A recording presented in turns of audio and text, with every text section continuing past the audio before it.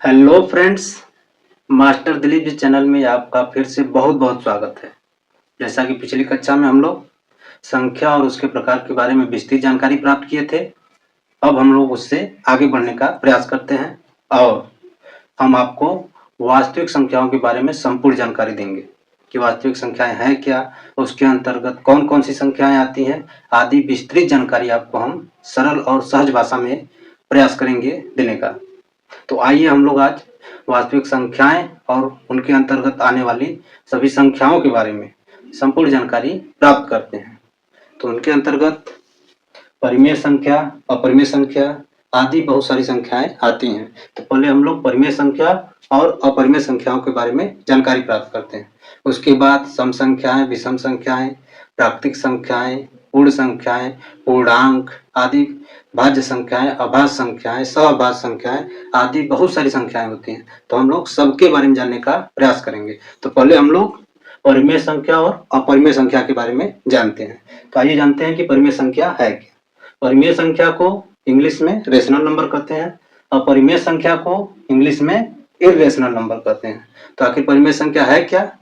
तो वे सभी संख्याएं परिमेय संख्याएं कहलाती हैं जिन्हें हम भिन्न के रूप में लिख सकें या p बटे q के रूप में लिख सकें। वे सभी संख्याएं क्या हैं?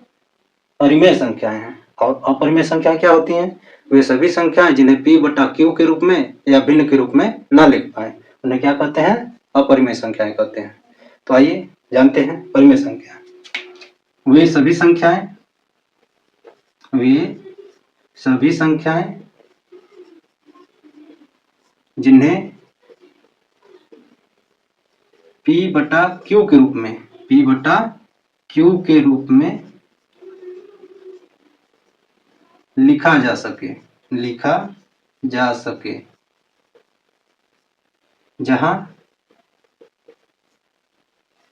q बराबर 0 नहीं होना चाहिए, अर्थात हर 0 नहीं होना चाहिए,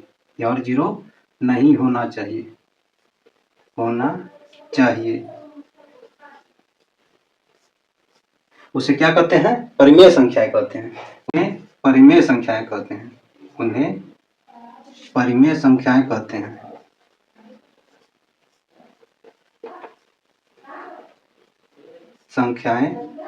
कहते हैं। अर्थात वे सभी संख्याएं जिन्हें p बाई q के रूप में लिख सके या भिन्न के रूप में लिखें उसे क्या कहते हैं? परिमेय संख्याएं कहते हैं। जैसे जहां पे हर 0 नहीं होना चाहिए, जैसे 3/5, 4/7, -2/8, 3/8, -4/5 आदि। ये सभी क्या हैं? परिमेय संख्याएं हैं। परिमेय संख्या होते हैं। जहां p और q क्या होते हैं? पूर्णांक होते हैं।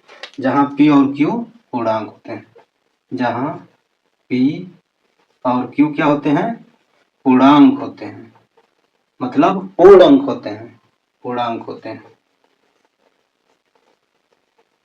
तो परिमेय संख्या की डिफिनीशन यही है।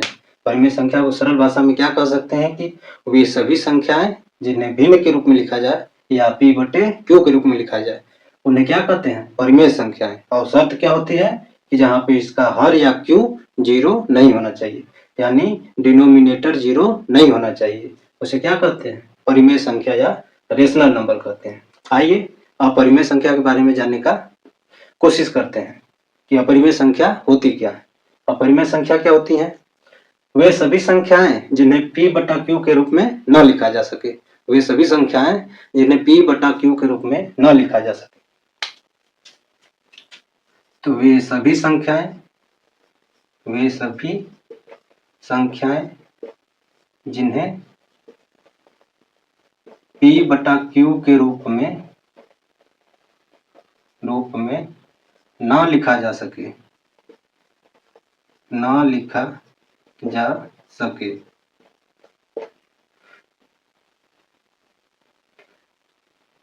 उसे या उन्हें संख्या कहते हैं, यानी इर्रेशनल नंबर कहते हैं।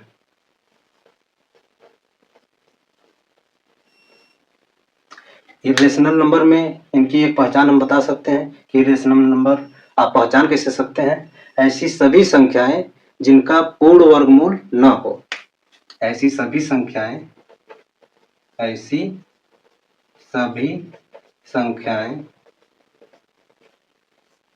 जिनका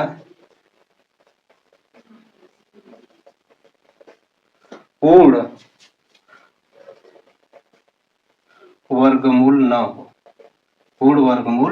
न हो, उन्हें क्या कहते हैं? अपरिमेय संख्या कहते हैं। उन्हें क्या कहते हैं? अपरिमेय संख्या कहते हैं। अर्थात करड़ी में वे सभी संख्याएं जो पूर्ण वर्ग न हो, उन्हें क्या कहेंगे? अपरिमेय संख्या। जैसे करड़ी में 2, करड़ी में 3, करड़ी में 5, इन सब का हम वर्गमूल नहीं निकाल पाएंगे। यदि निकालेंगे तो दशमलव में आएगा। इन सभी का मान क्या आएगा? दशमलव में आएगा, अर्थात वो पूर्ण संख्याएं नहीं होंगी।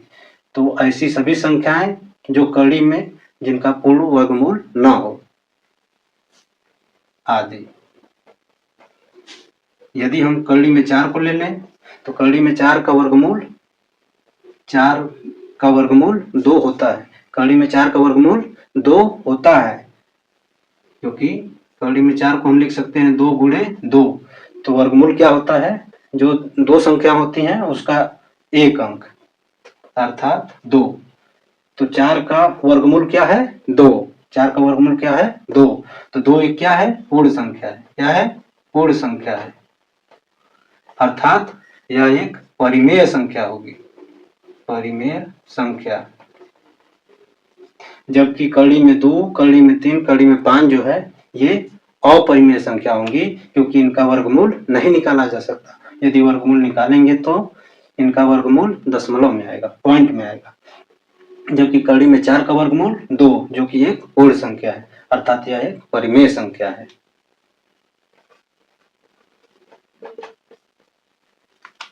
धन्यवाद दोस्तों।